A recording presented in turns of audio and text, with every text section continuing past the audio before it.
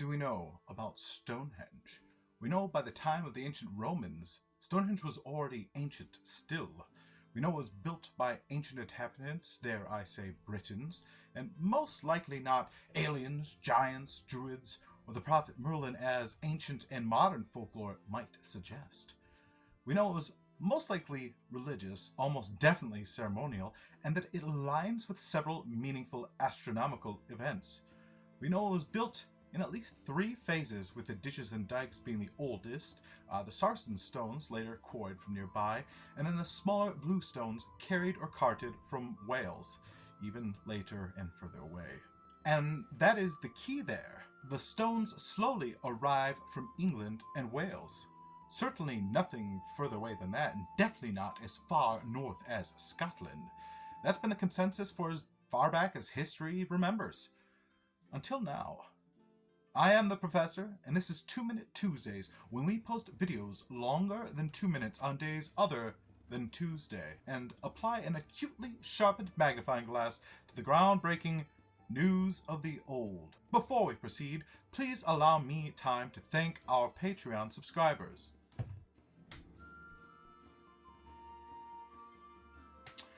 Thank you, patrons. For more than a century, archaeologists have been scratching their chins as to how the smaller yet still impressively large blue stones at Stonehenge ended up as far away from Wales. Was it ropes, pulleys, rudimentary logs, rolling, some sleighs across sheets of ice? Thanks to geologic record, we know the stones came from there, but how they were transported more than 125 miles has been baffling scientists and historians for decades. And that enigma was just enough for anybody to chew on. Well, put down the fork, because 125 miles is child's play compared to this latest twist. A recent study has uncovered that one of Stonehenge's most central stones isn't Welsh at all. Jeepers.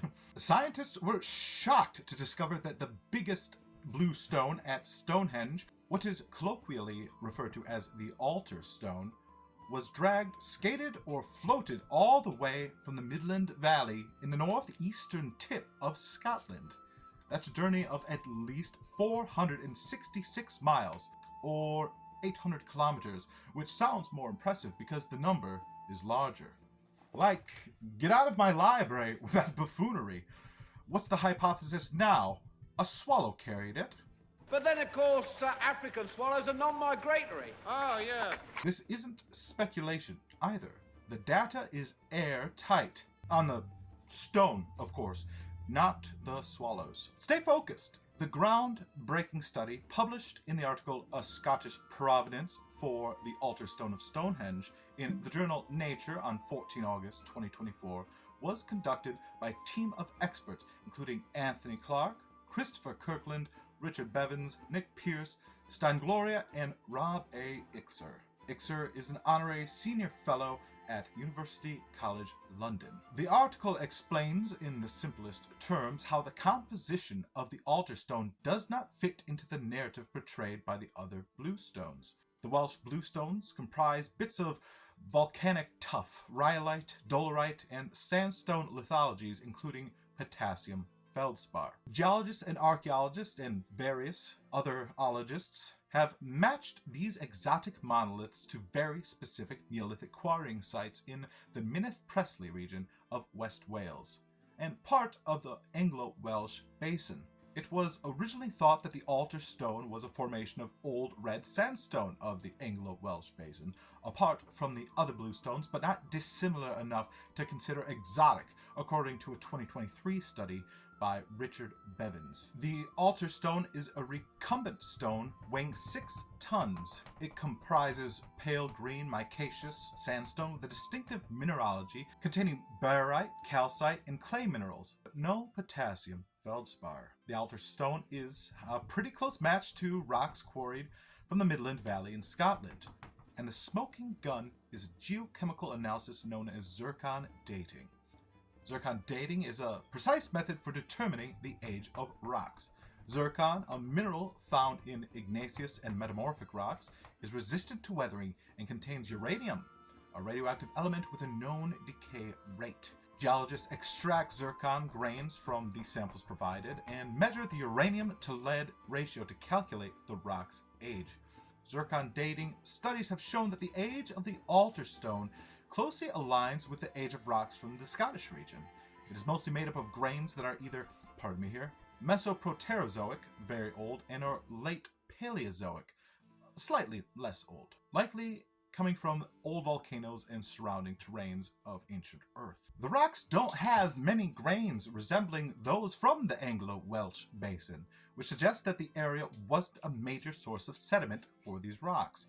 It is a match, however, for the Orcadian basin, which comprises ancient remnants of the Laurentian basement, a geological landmass significantly larger than your granny's basement, but about as messy. Laurentia, a massive landmass far to the north of Wales, was part of the ancient supercontinent of Laurasia, while West England and Wales belonged to Gondwana. Due to the significant distance between these two regions and their distinct geological histories, it's unlikely that rocks from Laurentia were transported to Wales during the time the Stonehenge stones were collected, unless, of course, they had a team of brontosauruses carrying them in giant rafts across the Proto-Atlantic Ocean. Based on this evidence, it is most probable that the altar stone was quarried from the Midland Valley in Scotland and transported to Stonehenge during the Neolithic period. Researchers have investigated potential transportation routes between Scotland and Stonehenge in the exotic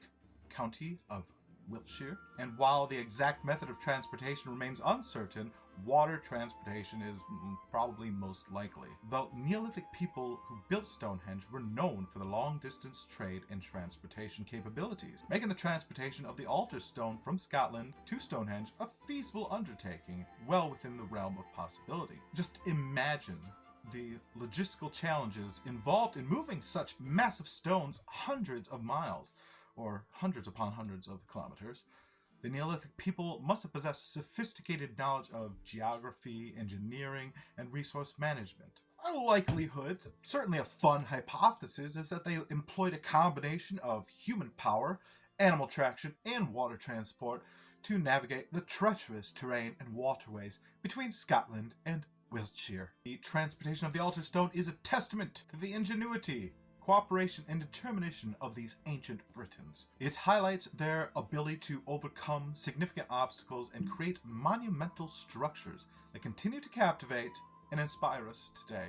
This discovery adds a fascinating new chapter to the story of Stonehenge and stone monuments in general, and the amazing people who built them.